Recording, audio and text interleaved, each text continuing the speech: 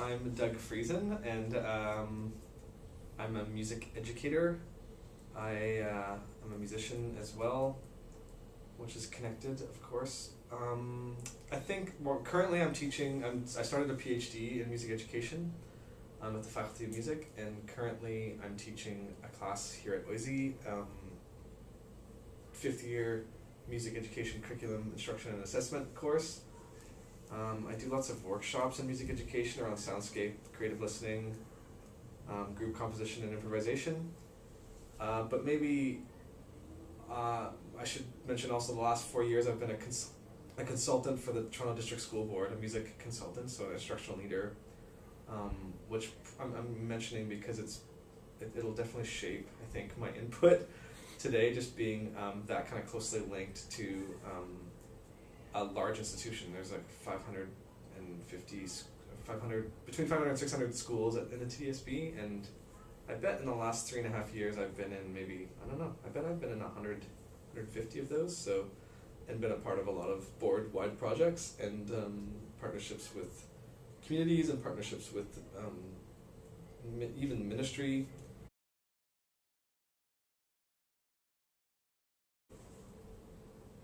It's an interesting question. I'll try not to be too long-winded about it, but I grew up on a farm in a small community in Manitoba, and music was a way to connect with my friends.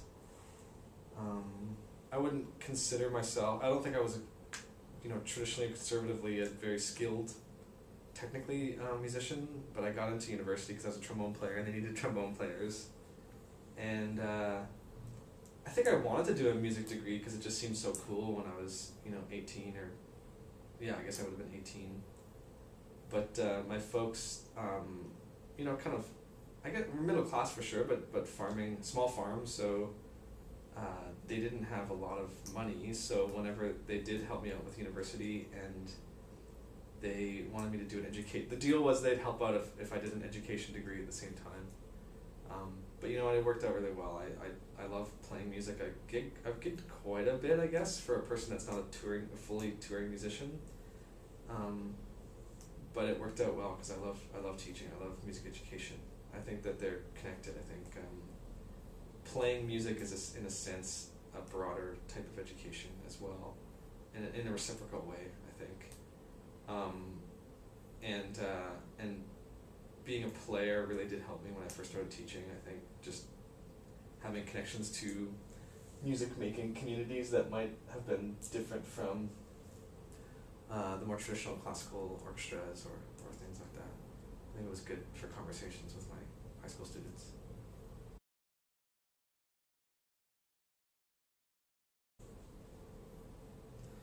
Well, I think this will lead into our conversation later on maybe, but I think that like the pathway to job markets has been a pretty major push. Maybe not recently, maybe for quite a while, maybe in Ontario here, majorly in the last 20 or 30 years, and I'm sure probably before that, but I'm not versed well enough in the history. But just in terms of like preparing students to be a part of a workforce, well, I guess the negative version is a part of a workforce, and then the positive version is that they would have jobs to be able to live and have means to do what they might want to do in life.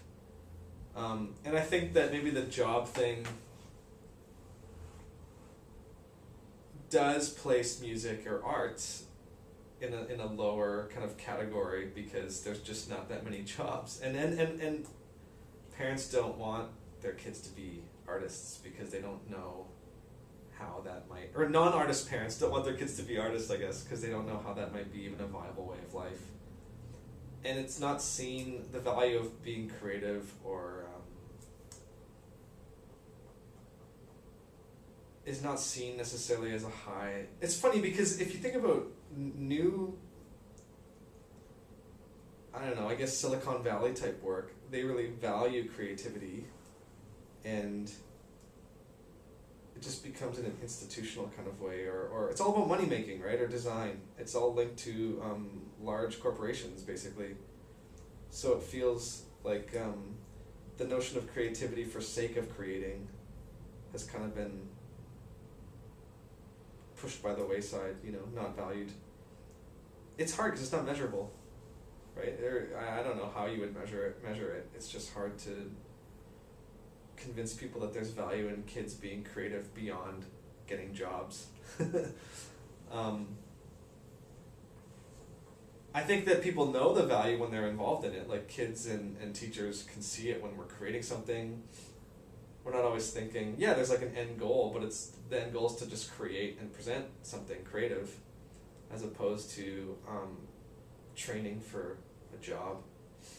So maybe this shift between education, if we say education is bigger, it's about self realization, or I don't want to use self-empowering because it's problematic, but that's maybe what if people realize themselves, or realize that they can be in charge of their own life, or they realize they can lead a life well lived, then maybe that's separate from training in terms of training skills. And so I think institutional education has focused more on training, which leaves behind some of the more creative aspects of ours. And even music education has done that too, right? It's like if we train people well enough, they'll get jobs in orchestras, but it's like, one, there's not any jobs in orchestras, and two, well, most of the kids that are going to get jobs in orchestras are going to have had private lessons as well. Is it really public education's role to train for orchestras?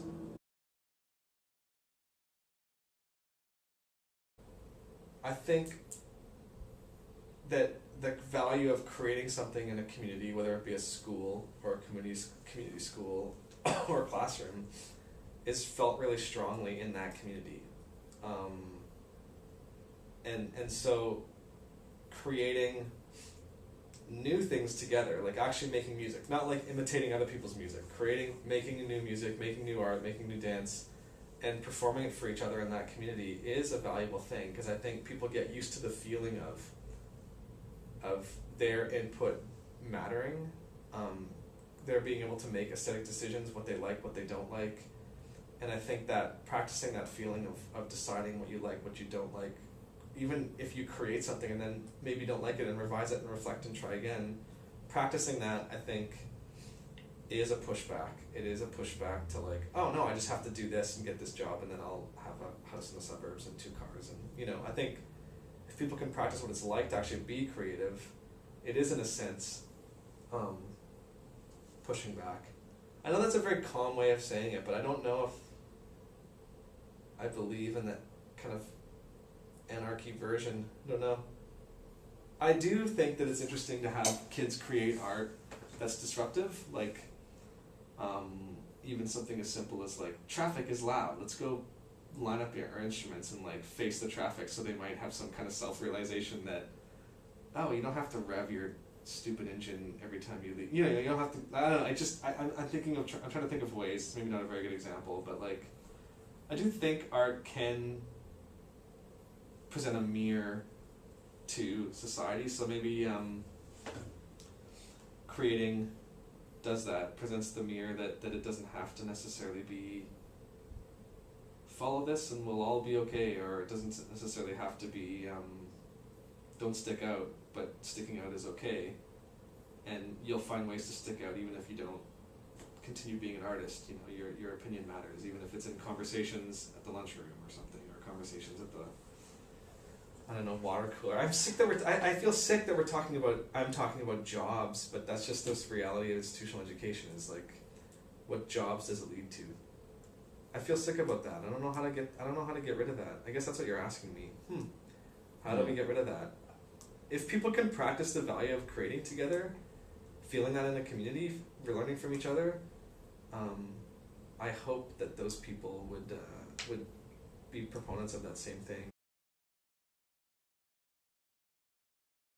I think that creating art, and in my case more specific probably music most often, is a way to live well with each other and in the world. It's a way to explore your world but also affect it.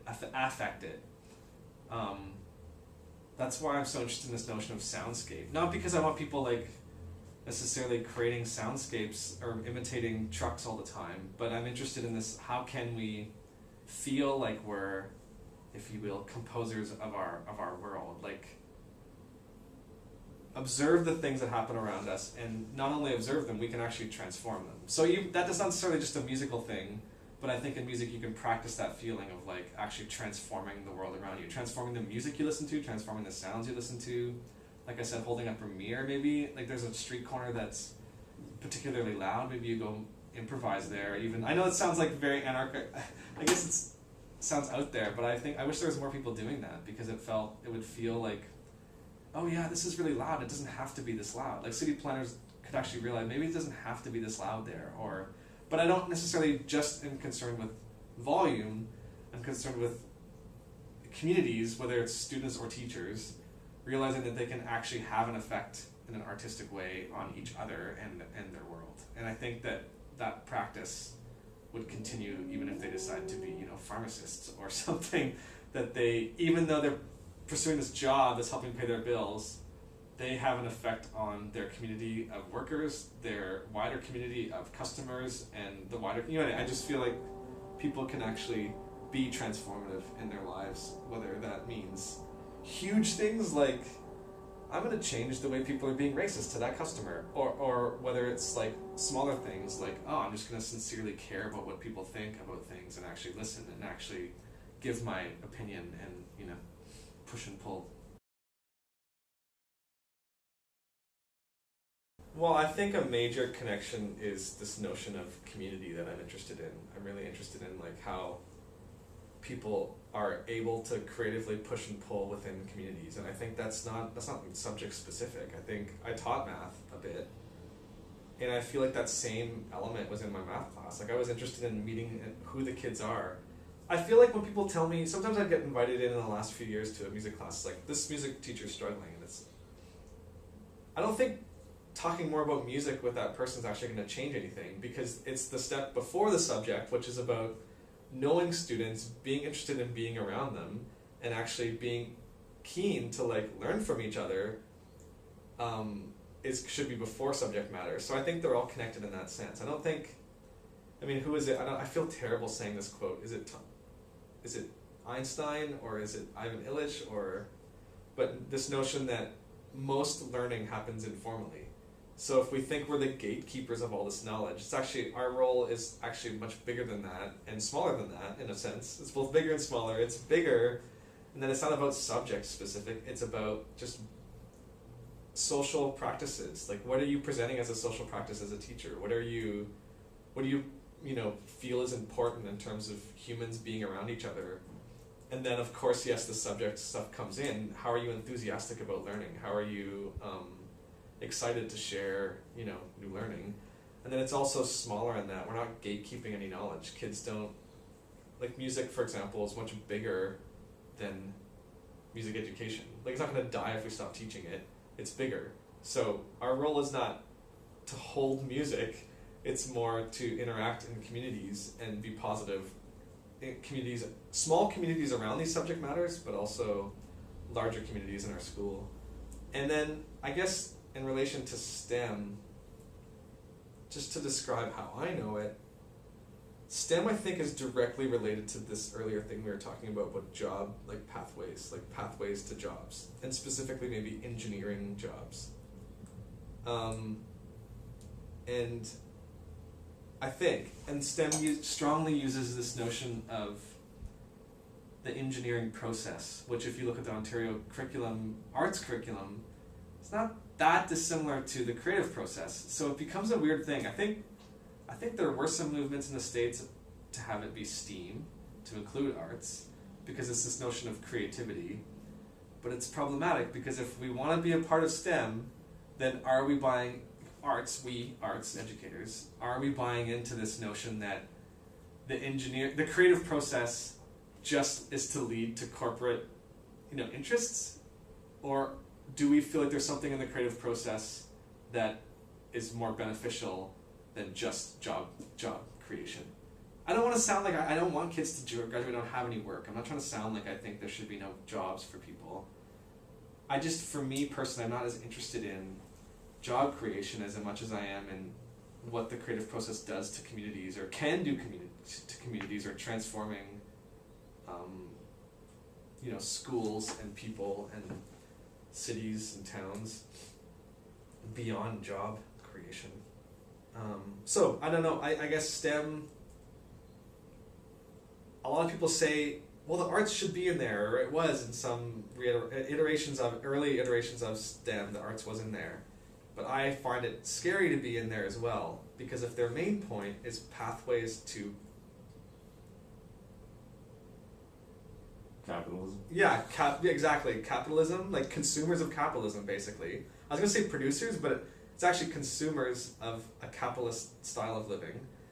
Then I don't want to be a part of STEM. Then I feel like there's something much more significant in art. Unfortunately, more significant by my feeling, but also less measurable in art education. I say unfortunate because institutions love measurable stuff, right? So I don't know how to convince them beyond. I can give you suggestions on how to.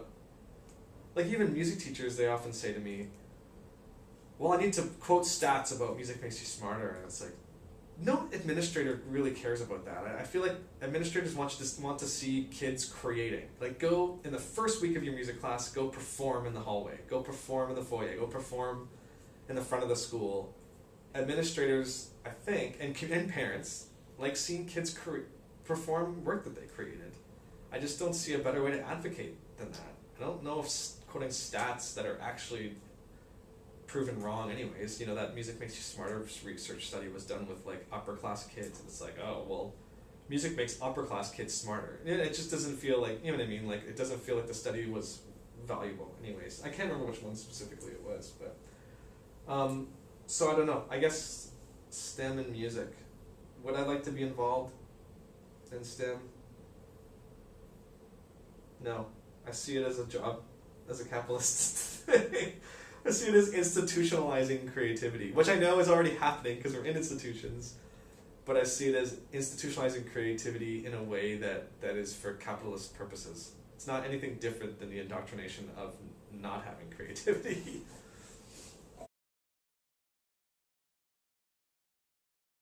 I always think about this Christopher Small book, and I know this is kind of a false dichotomy, and I think science is beyond this, but in the 70s he talked about science being art being a way of science being a way of mastering the world, and I don't mean that necessarily as pejoratively as it sounds, because I think science has offered lots of health benefits and you know what I mean. There's lots of amazing things that have happened in science, but just for sake of wording my philosophy or something, science as a way of mastering the world, and its tool is the repeatable experiment, and art is a way of living well within the world. And the experiences are unrepeatable. And I think that's a really key thing for me, is that if music education can be a way for people to practice living well within the world with each other, what their input means, what their creativity might look like, what ways they can transform both conversations and larger than that, their environments, their communities. If they can practice that in music, even if it means they're saying, I like these sounds in my neighborhood and I don't like these sounds in my neighborhood, and then they compose something with that, I feel like that's like invaluable practice, because I hope that it means they have this already, but it relates somehow to humans want to have community experiences that are able to shape and transform, but also just to connect.